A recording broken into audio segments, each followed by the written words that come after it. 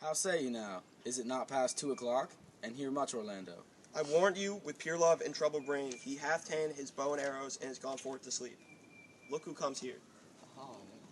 My errand is to you, fair youth. My gentle Phoebe did bid me give you this.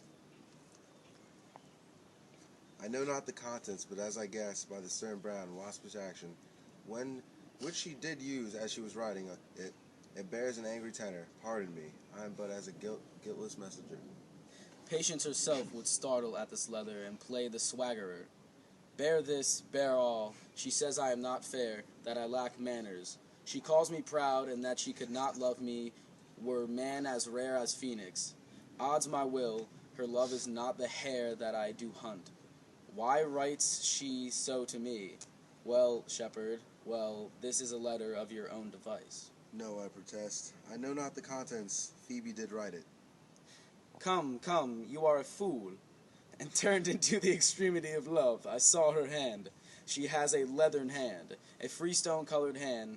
I verily did think that her old gloves were on. But 'twas her hands. She has a huswife's hand, but that's no matter. I say she never did invent this letter. This is a man's invention, and his hand. Sure it is hers. Why, 'tis a boisterous and a cruel style. A style for challengers. Why, she defies me like Turk to Christian.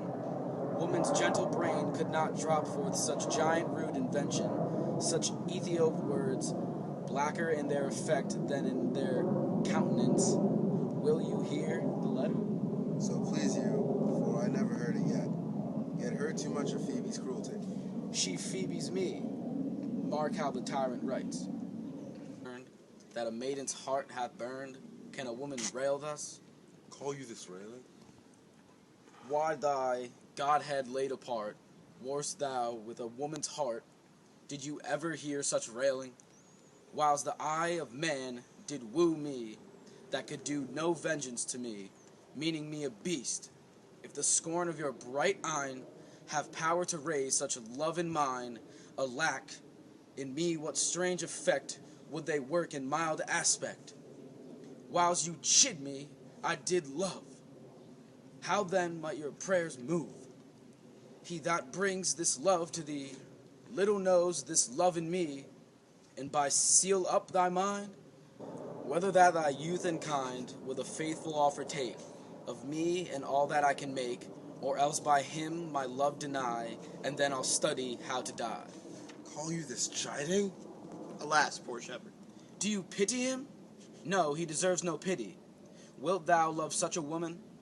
What, to make thee an instrument and play false strains upon thee? Not to be endured. Well, go your way to her. For I see love hath made thee a tame snake, and say this to her, that if she love me, I charge her to love thee. If she will not, I will never have her, unless thou entreat for her. If you be a true lover, hence, and not a word, for here comes more company. I'm out, yo. Good morrow, fair one. Pray you, if you know, where in the purlieus of this forest stands a sheepcote, fenced about with olive trees? West of this place, down the neighbor bottom, the rank of osiers by the murmuring stream. Left on your right hand brings you to the place. But at this hour the house doth keep itself. There is none within. If that an eye may profit by a tongue, then should I know you by description? Such garments and such years. The boy is fair, of female favor, and bestows himself like ripe sister. The woman low and browner than her brother. Are not you the owner of the house I did inquire for? It is no boast being asked to say we are. To that youth he calls his Rosalind. He sends this bloody napkin. Are you he? I am. What must we understand by this? Some of my shame, if you will know of me, what man I am, and how and why and where this handkerchief was stained. I pray you tell it. When at last the young Orlando parted from you, he left the promise to return again, within an hour, and pacing through the forest, chewing the food of sweet and bitter fancy. Lo, what befell? He threw his eye aside, and mark what object did present itself. Under an old oak, whose brots were mossed with age, and high top bald with dry antiquity. A wretched, ragged man, overgrown with hair, lay sleeping on his back. About his neck, a green and gilded snake had wrestled itself, who with her head nimble in threats, approached the opening of his mouth, but suddenly, seeing Orlando, it unlinked itself, and with indented gills did slip away into a bush, under which bush's shade a lioness, with udders all drawn dry, lay couching head on ground, with cat-like watch, when that the sleeping man should stir. For 'tis the royal disposition of that beast to prey on nothing that doth seem dead. This seen, Orlando did approach the man, and found it was his brother, his elder brother. Oh, I have heard him speak of that same brother, and he did not render him the most unnatural that lived amongst men. Well, he might so do, for well I know he was unnatural.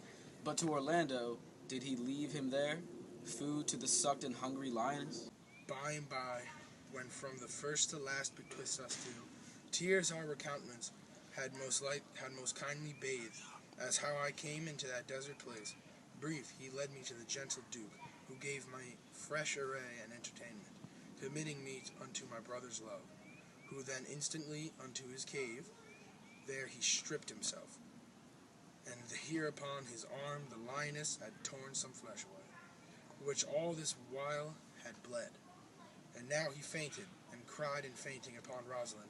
Brief, I recovered him, bound up his wound, and after some small space, being strong at heart, he sent me hither, stranger as I am, to tell this story, that you might excuse his broken promise, and give to this napkin, dyed in blood, unto the shepherd youth, that he in sport doth call his Rosalind.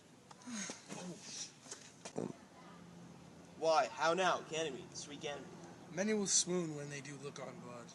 There is more in it, cousin Ganymede. Oh, look, he recovered. I would I were at home. We'll lead you thither. I pray you, will you take him by the arm? Be of good cheer, youth. You a man? You lack a man's heart. I do so, I confess it. Ah, sire, a body would think this was a well counterfeited.